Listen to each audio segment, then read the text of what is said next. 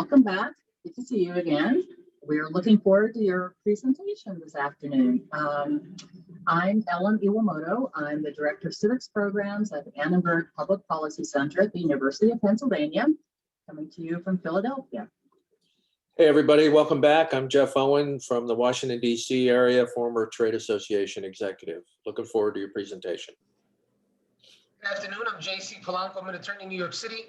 I teach at CUNY, which is the City University of New York here, and I live in the Bronx. Really looking forward to your presentation.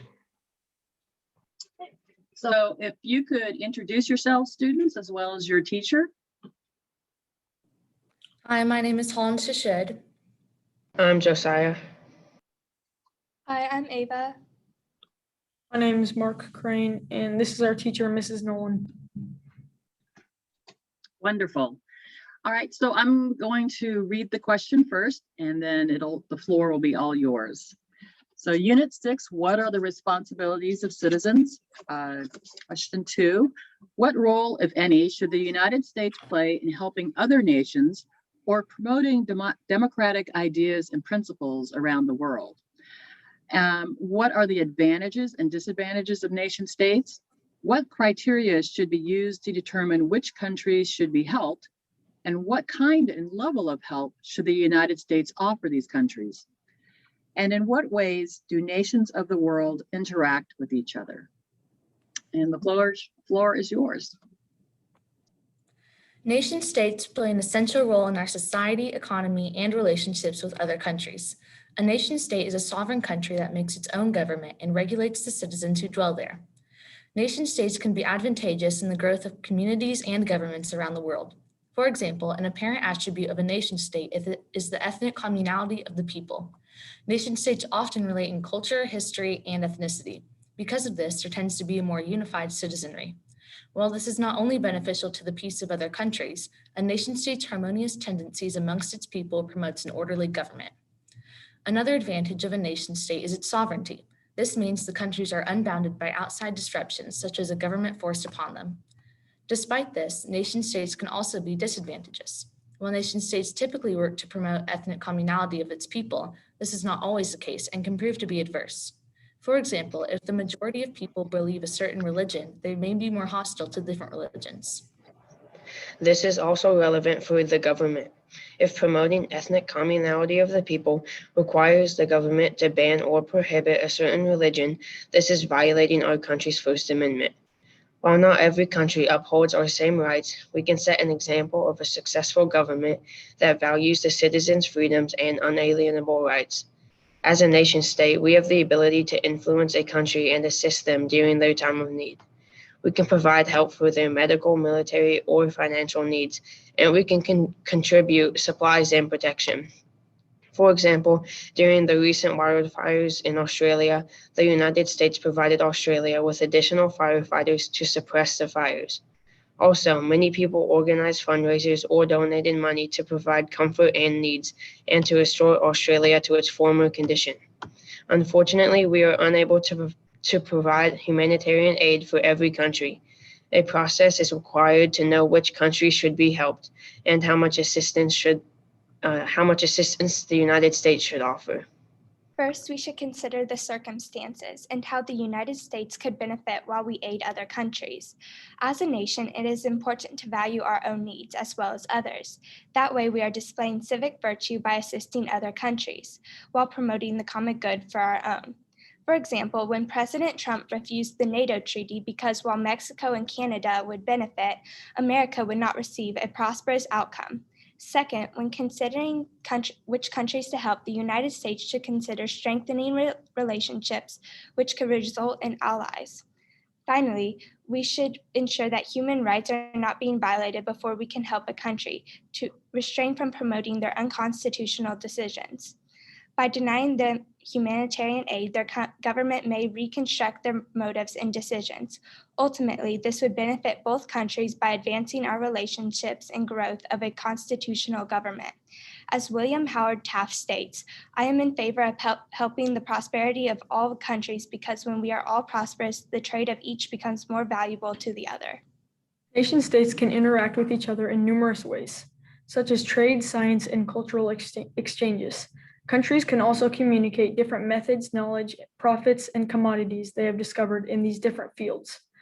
Finally, nation states can interact by offering humanitarian aid during a country's crisis. Consequently, treaties and additional agreements could be formed. For example, in 1886, France gifted America with the Statue of Liberty in recognition of the humanitarian aid and friendship established during the American Revolution. In conclusion, the United States plays a substantial role in aiding other nations and promoting constitutional principles around the world. Thank you for listening. We are now ready for follow-up questions. Great, thank you very much.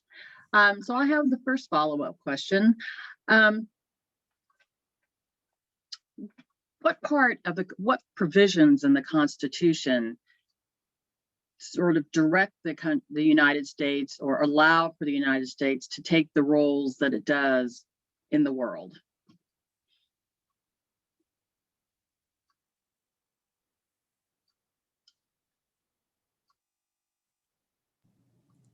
In the Constitution, it says all men are created equal.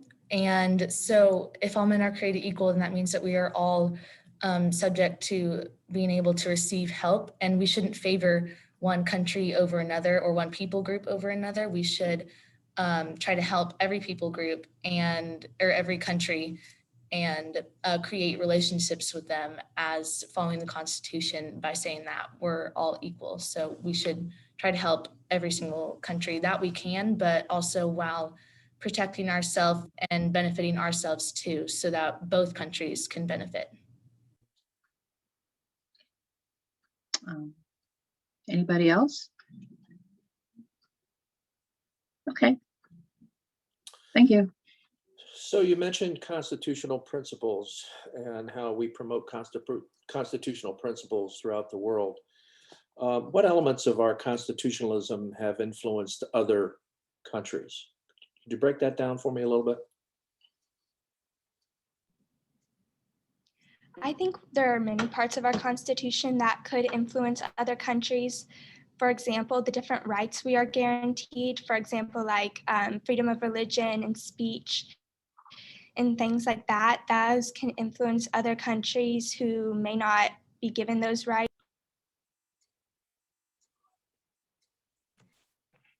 I agree with my colleague, and I believe because of our prosperity for our country, many other nations have adopted our ideas for their country's government because of the success that it's had for our country.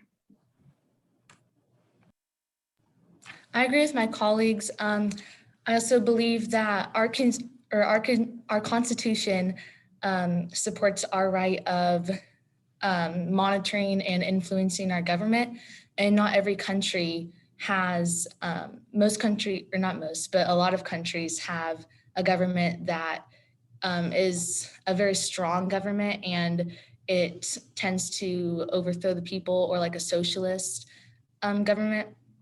And in our Constitution, it says that when a long train of abuses and usurpations, events is designed to reduce them under absolute despotism, it is our right and it's our duty to throw off such government and provide new guards for our future security. And so we have that right to voice our opinions and to monitor our government so that abuse of power doesn't occur. And we can set the example for other countries that their government is very strong and taking away the people's rights. I believe that our First Amendment rights affect other countries and influence them because they see how every citizen can have a role in the government, and they can influence the government officials running. Good. Great. Very helpful. Thank you. Right, thank you. I have a question, class. You have, your parents are working very hard, paying their fair share of the taxes every year to the federal government. I wanted to know, what do you think the costs and the benefits are for Americans sending foreign aid to other countries? Like we said in the paper, I believe there are many like good things about having relationships with other countries. One being the trading of ideas and like goods, because if we give each other advice, then we can all become better. I believe that it can benefit us because we can form allies, and then if we get into a war, they could defend us so that we have a better chance of winning and so that we lose less. I agree with my colleagues. I think by forming a relationship with other countries, this could benefit our country when we're like going through a time like a crisis and we need extra help. I also think it is important that we have good relationships so that we can share ideas and even government ideas also. I also agree, and going off of what Ava said, nation states can also interact with each other through diplomacy and establishing relationships with the governments of other countries. And by doing this, we can see other countries and their government's benefits, what's succeeded, and what hasn't worked so well. And we can also try to change our government depending on how other countries are faring.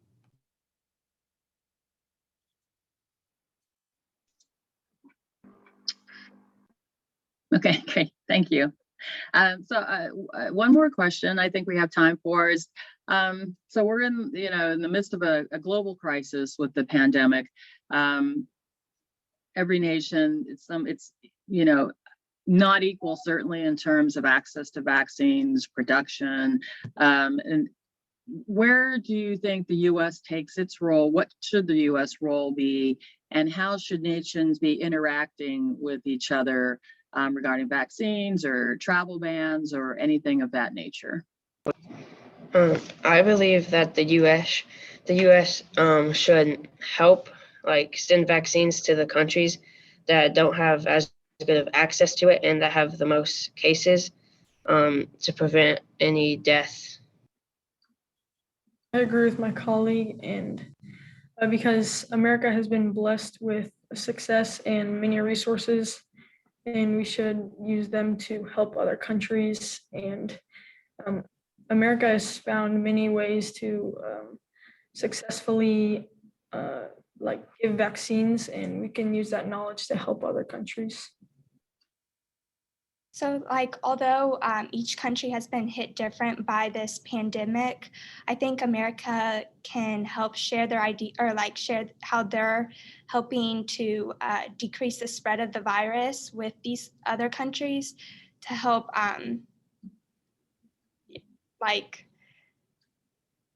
decrease the spread.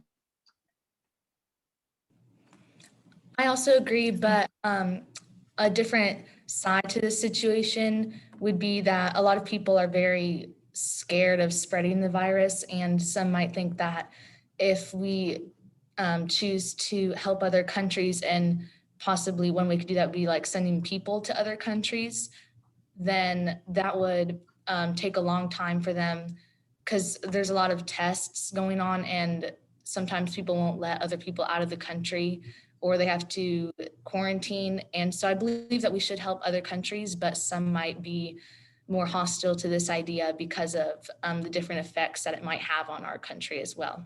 Okay, great. Great, thank you very much. We're gonna give you a little bit of feedback. So I'll start and just by saying I thought you covered all the questions very well. There was, and with concrete examples to support your arguments. I appreciate how everybody was participating and responding to the questions. I did like this. The first time I've heard someone speak of civic virtue. So I thought that was something good to bring up. I was glad to hear that. So I appreciate you and the work that you and your teachers have put in during a very difficult year. And I wish you the best of luck at the Invitational. Well, I agree with that, certainly. Well done. I like the fact that you all participated, not only individually, but with each other very well. I thought that was great. The question about constitutional principles being exported elsewhere is not an easy one to get your brain around. And I thought you did a very nice job with that question. I thought you gave good examples. I've been trying all day to get somebody to open that one up, and I thought you came as close as anybody to really nailing it. So good job. I wish you well for the rest of the time. It's been great spending these last few minutes with you. Good luck. Very good job on the follow-up. I think you did actually better than I've seen in a while with answering some of these questions. Like Judge Owen just mentioned, you were able to hit it out the park, especially with providing some details. So I think you're going to do very well for the rest of the day. So thank you so much for your participation.